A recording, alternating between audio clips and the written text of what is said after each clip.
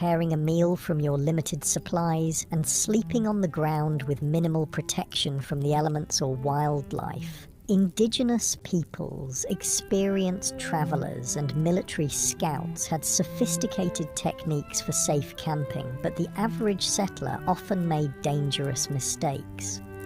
Proper fire management was literally a matter of life and death. A fire built too large could spark a prairie or forest fire that could consume thousands of acres in hours. One built too small might not provide enough warmth during cold nights, leading to hypothermia. Campfire cooking required skills most modern people lack, often resulting in meals that were simultaneously burnt and raw. As night falls fully and you prepare to sleep, the sounds of the frontier darkness surround you. Coyotes howl in the distance, unfamiliar birds call, the wind whispers through grass or trees. For people accustomed to modern light and noise pollution, the profound darkness and strange sounds of wilderness nights often triggered intense anxiety. Many travelers slept poorly on the frontier, not just because of physical discomfort, but from fear of the unknown dangers that might lurk in the darkness. Native attacks, though rare, often occurred at dawn when sleepers were at their most vulnerable. Predators like wolves, bears, and mountain lions might investigate camps looking for food. Venomous snakes and scorpions sought warm places to rest, sometimes including a sleeper's bedroll. Even if no actual threats materialized, the psychological stress of constant vigilance took its toll. Frontier diaries frequently mention exhaustion not just from physical labor, but from the mental strain of perpetual alertness. Modern people, accustomed to locks, alarms, and the security of dense population, would find the vulnerability of frontier sleeping arrangements profoundly disturbing.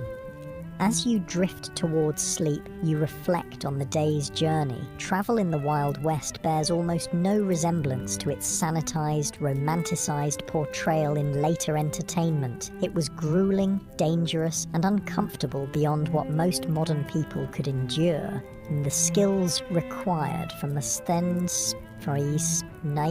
from navigation without maps to making emergency repairs to handling firearms safely took years to develop, and mistakes were often fatal.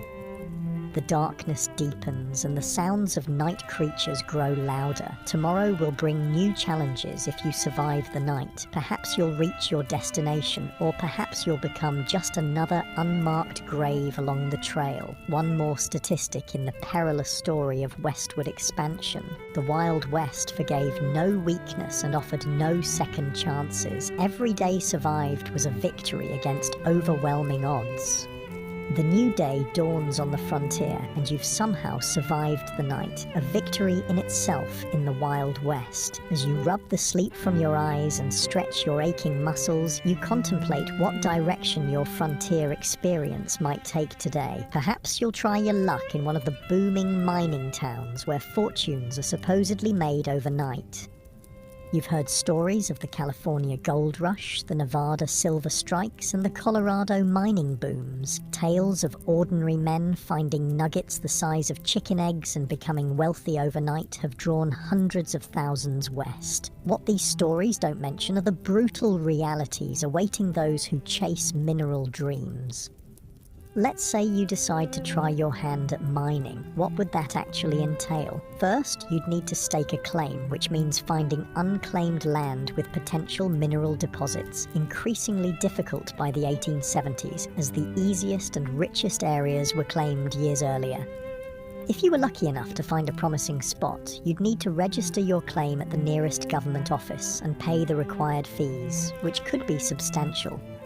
Then the real work would begin, and it was some of the most physically demanding labor imaginable. For placer mining, searching for loose gold in streams, you'd spend hours bent over in ice-cold mountain water, sifting through sediment with a pan or sluice box. Your hands would crack and bleed from constant exposure to water and rough materials. Your back would ache from the hunched position, and after all that effort, you'd be lucky to find a few tiny flakes of gold worth pennies. If you ventured into hard rock mining, digging for veins of ore in the mountains, the dangers multiplied exponentially. Tunneling into unstable rock without modern safety equipment or engineering knowledge led to frequent cave-ins that crushed miners where they stood. Poorly ventilated shafts filled with toxic gases like carbon monoxide, odorless but deadly, suffocating miners who had no warning of the danger. Blasting with black powder or dynamite to break through rock was incredibly hazardous. Miners frequently lost fingers, hands, eyes, or lives when charges detonated prematurely or thrown rock fragments became deadly projectiles. The thunderous noise and constant percussion of blasting left many with permanent hearing loss. Even if you avoided immediate catastrophes, the long-term health effects were devastating. Miners constantly inhaled fine rock dust, leading to silicosis, a painful lung disease that slowly suffocated its victims. Mercury used in gold processing caused neurological damage, tremors, and mental deterioration. Those working in copper or lead mines absorbed toxic metals that accumulated in their bodies, causing chronic illness and early death. The mining industry of the 1870s had virtually no safety regulations or oversight. Mine owners prioritized profit over worker welfare, and injuries were considered an expected part of the job. Medical care for injured miners was minimal and often ineffective. A serious injury typically meant the end of a miner's career and livelihood, with no disability support or workers' compensation available. For all these risks and hardships, what was the likely reward? Despite the mythology of the lucky prospector, the vast majority of miners barely earned subsistence wages. By the 1870s, most worked for large mining companies rather than independently, earning $2 to $3 for a grueling 10 to 12-hour day. Studies suggest that storekeepers, saloon owners, and prostitutes consistently made more money than the miners whose dreams sustained frontier mining towns. Speaking of mining towns, they were notoriously rough places. Imagine a community composed primarily of young, single men engaged in dangerous work with few women, families, or civilizing institutions. Alcohol consumption was astronomical. The average mining camp resident consumed several times more alcohol than the typical American today. Violence was commonplace, with fights, stabbings, and shootings occurring regularly. Sanitation in mining camps was typically abysmal. With minimal planning or infrastructure, human waste and garbage accumulated in streets and waterways. Typhoid, cholera, and dysentery spread rapidly in these conditions. During warm months, the stench could be overwhelming and swarms of flies spread disease from waste to food. If you managed to find valuable ore, you faced the challenge of converting it to cash. Banking in the Wild West was primitive and often predatory. Many mining towns had no banks at all, forcing miners to carry gold dust or ore, making them targets for theft. Some saloons and general stores offered to buy gold, but frequently at rates far below actual value, taking advantage of miners' limited options. Where banks did exist, they operated with minimal regulation or oversight. Bank failures were common, often wiping out customers' life savings without warning or recourse. Many bankers were little more than confidence men who established storefronts, collected deposits, and disappeared overnight with all the funds. Without federally backed currency, paper money was issued by individual banks, and its value fluctuated wildly depending on the bank's reputation. Counterfeit bills circulated widely, and even experienced merchants could be fooled by well-made fakes. The safest form of money was gold or silver coin, but carrying it made one a target for robbery.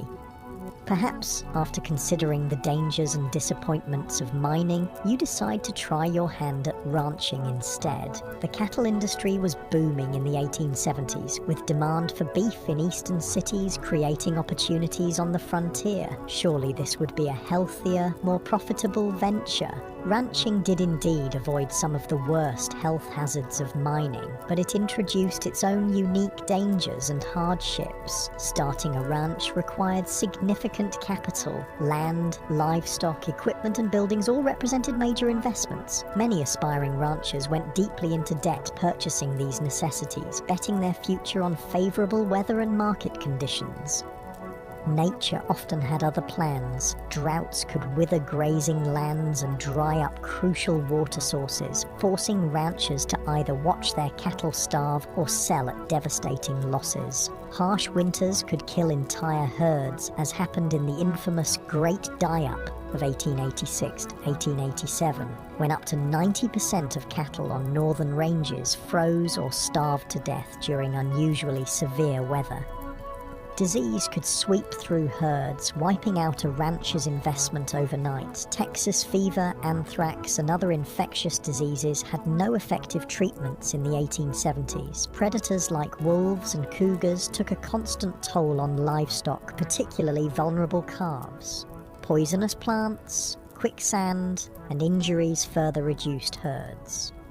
The iconic cattle drives, moving herds hundreds of miles to railroad shipping points, were not romantic adventures, but grueling, dangerous undertakings. Cowboys, not the glamorous figures of later films, but typically young, poorly paid labourers, worked 20-hour days during drives, catching brief naps in the saddle as they moved thousands of animals across difficult terrain. These drives faced constant threats. River crossings could turn deadly in minutes if animals panicked, creating deadly pileups that drowned cattle and cowboys alike. Stampedes, which could be triggered by something as simple as a lightning strike or a snapping twig, turned thousands of 1,500-pound animals into an unstoppable destructive force. Cowboys caught in stampedes were often trampled to death. The cowboy's life was far from the freedom portrayed in Western mythology. They typically earned about $30 per month for exhausting, dangerous work. Most were very young men, often teenagers, from poor backgrounds with few other options. A significant percentage were black, Mexican, or mixed-race individuals facing discrimination that limited their opportunities elsewhere. Their diet on the trail consisted mainly of beans, salt pork, and biscuits, with minimal fresh food. Medical care was limited to whatever the trail cook might know about folk remedies. Injuries, common in such dangerous work, often went untreated until they became life-threatening. Many cowboys died young from injuries, exposure, or violence. Perhaps ranching doesn't appeal after all. What about farming? Surely growing food, the most fundamental of human activities, would offer a more stable and less dangerous way of life on the frontier. The Homestead Act of 1862 had opened vast areas of the West to settlement, offering 160 acres free to anyone who would live on and improve the land for 5 years. This seemed like an incredible opportunity, a chance for people with little money to become landowners and build independent livelihoods. The reality proved far more challenging than the promise. First, 160 acres might sound substantial, but in the arid regions that comprised much of the available land, it was often insufficient to support a family. Traditional Eastern farming methods failed in these environments, where rainfall was a fraction of what pioneers were accustomed to. Many settlers had no knowledge of dry farming techniques needed for success in these regions. Starting a frontier farm required tremendous physical labor. The first task was building shelter, typically a sod house on the treeless plains, constructed by cutting and stacking dense prairie turf. These soddies were dark, damp dwellings that leaked when it rained, harbored insects and snakes, and crumbled without constant maintenance. Then came the back-breaking work of breaking the land for planting. Prairie sod, held together by dense grass roots that had developed over centuries, was extraordinarily difficult to plough with the equipment available to most settlers. It could take a year or more just to prepare a few acres for planting. The work was so physically demanding that it permanently damaged many farmers' bodies. Once crops were planted, farmers faced threats from every direction. Drought could wither plants before harvest. Torrential rains could wash away seedlings or flood fields. Early frost could kill crops just before harvest. Grasshoppers descended in biblical swarms, consuming everything green in their path and sometimes even eating the handles of tools left in fields. Disease affected frontier farmers as it did everyone else, but with particularly devastating consequences. With no hired help and little community support, a family's illness during crucial planting or harvesting periods could mean the difference between survival and starvation. Women often continued working the fields while heavily pregnant or just days after giving birth, risking their health because the work simply couldn't wait. Farm accidents were common and often fatal. Homemade tools broke and caused injuries. Animals panicked and trampled their handlers. Even successful harvests could turn deadly. Numerous farmers died when they fell into grain storage bins and suffocated in the loose grain, or when poorly constructed storage buildings collapsed under the weight of their contents. The isolation of frontier farms took a heavy psychological toll. Neighbours might be miles away, visited only occasionally. Women in particular suffered from this isolation, some going months without speaking to anyone outside their immediate family. Depression, anxiety, and what was then called prairie madness affected many settlers, sometimes leading to abandonment of homesteads or suicide. For those who persevered through these challenges and actually produced crops, economic obstacles remained. Transportation to markets was difficult and expensive. Without refrigeration, perishable products had to be sold quickly or preserved. Large agricultural corporations and railroad companies used their influence to keep crop prices low and transportation costs high, squeezing independent farmers from both directions. By the 1870s, another option was emerging on the frontier, working for wages in the growing towns and industries. Perhaps this offered a safer, more stable path than the high-risk